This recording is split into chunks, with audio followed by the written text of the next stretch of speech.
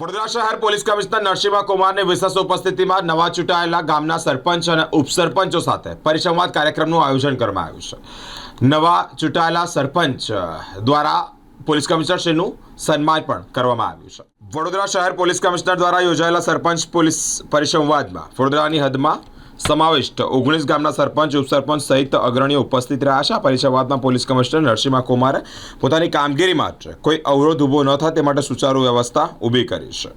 Police અને પ્રજા વચ્ચે સેતુ બંધાય અને કાયદો અને વ્યવસ્થા જળવાવામાં સંતુલન રહે તે માટે ચર્ચા પણ કરવામાં આવી છે। પોલીસ દ્વારા તમામ ગામના સરપંચોને સમાવિષ્ટ કરી દરેક ગામ માટે સરપંચનું એક વોટ્સએપ ગ્રુપ બનાવવામાં આવ્યું છે। અપરાધિક બનાવ કે ઘટના અંગેની જાણકારી ત્વરિત મળી રહે તે માટે કાયદો જળવાવામાં સરળતા રહે તે માટે જ લોકો ફ્રોડનો શિકારનો ભોગ બની રહ્યા હોય તેવામાં પોલીસ દળના અલગ અલગ વિભાગના નગરજનો, મહિલા, બાળકો, વરિષ્ઠ નાગરિકોની સુરક્ષા માટે આ કાર્યરત છે। વ્યસન મુક્તિ, સાયબર ફ્રોડ, માર્ગ સુરક્ષા, ટ્રાફિક અવેરનેસ માટે પણ પોલીસ કાર્યરત છે। ઉપસ્થિત સરપંચોએ તેમના ગામના ટ્રાફિક અને રસ્તાને કારણે ઉદ્ભવતી સમસ્યાઓને રજૂ કરી છે। ત્યારબાદ પોલીસ કમિશનર અને સંબંધિત પોલીસ સ્ટેશનના અધિકારીઓ તેમની સમસ્યાનો નિકાલ કરવા માટે જણાવ્યું છે। ત્યારબાદ કમિશનરના હસ્તે સરપંચોને હેલ્મેટ વિતરણ કરીને સુરક્ષા માટે ટ્રાફિકના નિયમોનું પાલન માટે શપથ પણ લેવામાં આવ્યા છે। કરીને નિયંત્રણમાં લાવી શકે આ રીતે ઇન્ફોર્મેશન શેરિંગ માટે આપણે કરવાના છીએ વોટ્સએપ ગ્રુપનો ઉપયોગ।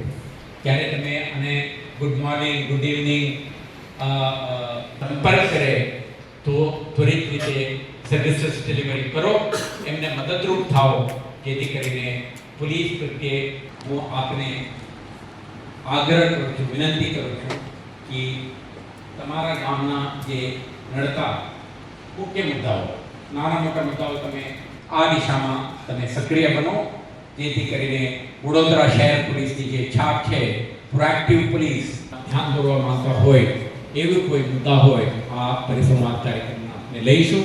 કેવું છે કે જે તે ગામડા લેવલે અને ચોકડી ઉપર સીઝરોનો ત્રાસ વધી ગયો છે। જ્યારે સીઝરોનો જ્યારે ત્રાસ વધતો હોય છે તો એવું કહે છે કે અમે પરમિશન લીધી હોય છે તો એ પંચાયતને નહીં જાણ કરતા કે નહીં પોલીસ સ્ટેશનને જાણ કરતા, અને સીઝરોને લીધે અવારનવાર ક્રિમિનલ કેસ ગાડી સીઝર અને પદમલાથી ડેપ્યુટી સર પર બોલું છું। અને જવાહરનગર જે ઓવરબ્રિજ બને છે, ગન છે, એનો ટ્રાફિકનું પાછું શું છે, કંટ્રોલેશન પદમલા મોટા નાલા સુધી ટ્રાફિક વધારે જામ થઈ જાય છે ને ત્યાં બી અમારે શું છે કે સ્થાનિક અવર જવર માટે બી તકલીફ થાય છે, એટલે ત્યાં ટ્રાફિકનું કવરેશન થાય તો સારું છે। સાહેબ, હવે અમારા વિસ્તારનો એક નાનો પ્રશ્ન પણ ગંભીર પ્રશ્ન કહેવાય। આ પ્રશ્નમાં એવું છે કે આપણે જે નેશનલ હાઈવે આણંદ વડોદરાને જે કનેક્ટ થાય છે મહી નદીનો ઓવરબ્રિજ, એ ઓવરબ્રિજ આપણે એક સુસાઇડ પોઈન્ટ તરીકે અત્યારે ગણીએ તો એ ઓછું કહેવાય। અવારનવાર ત્યાં સુસાઇડ થાય છે, પોલીસ તંત્ર હેરાન થાય છે।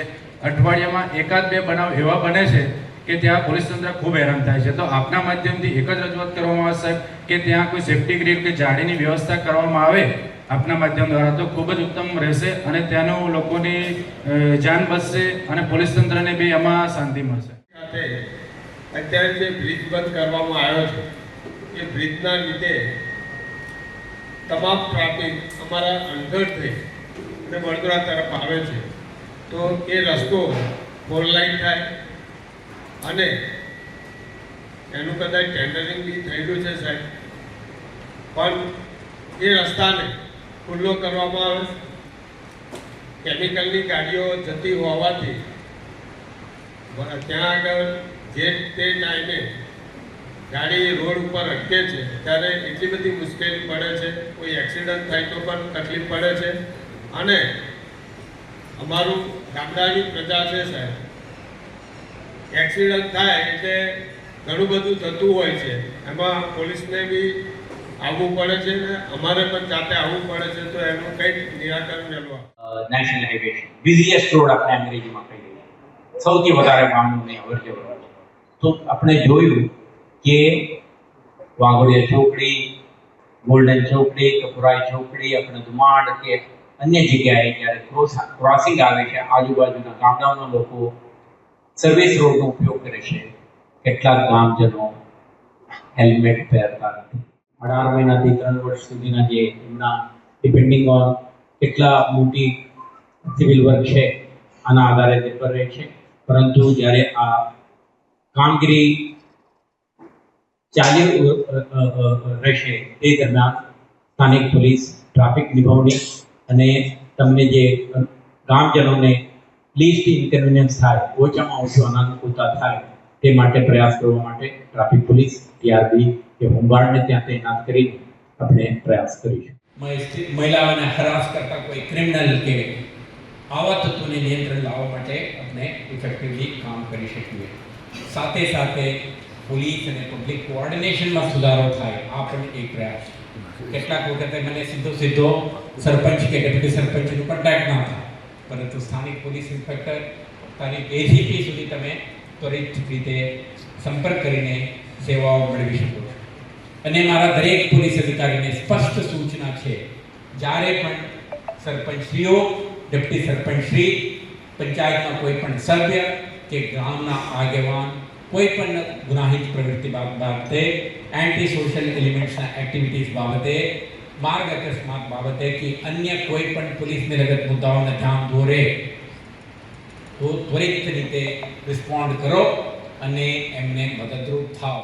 આજે વડોદરા શહેર કમિશનરેટના જ્યુરિસ્ડિક્શનમાં આવતા 19 જેટલા ગામડાઓના સરપંચશ્રીઓ, ડેપ્યુટી સરપંચશ્રીઓ અને અન્ય જનપ્રતિનિધિઓ સાથે પરિસંવાદનો કાર્યક્રમ યોજવામાં આવ્યો, જેમાં ખાસ કરીને સુરક્ષા અને કાયદો અને વ્યવસ્થાને લગત મુદ્દાઓ અંગે ચર્ચાઓ કરી છે. જો પંચાયતી રાજ વ્યવસ્થામાં અતિ મહત્ત્વના સ્થાન ધરાવતા ગ્રામ પંચાયતોને અને એમના પ્રતિનિધિઓ સાથે આ પ્રકારના સંવાદ કરી એમના સુરક્ષાના લગત મુદ્દાઓ, એમના ગામડાઓમાં ચાલતા ગુનાહિત કે અસામાજિક પ્રવૃત્તિઓ, કોઈ બનતા અકસ્માતના કિસ્સાઓ કે અન્ય કોઈ ડિઝાસ્ટરના કિસ્સાઓમાં પણ પોલીસ સ્ટેશન, એસીપી કે ડીસીપી કે સીપી સુધીના અધિકારીઓને ત્વરિત રીતે સંપર્ક કરી શકે અને પોલીસ સેવાઓ મેળવી શકે તે અંગે કેટલાક માર્ગદર્શી સૂચનાઓ આપણે આપી છે. આ કાર્યક્રમમાં ઉપસ્થિત રહેલ જેના પ્રતિનિધિઓ પોલીસ વિભાગને લગત ટ્રાફિક કે અન્ય કેટલાક સુરક્ષા સંબંધિત પ્રશ્નો ઉપસ્થિત કર્યા છે.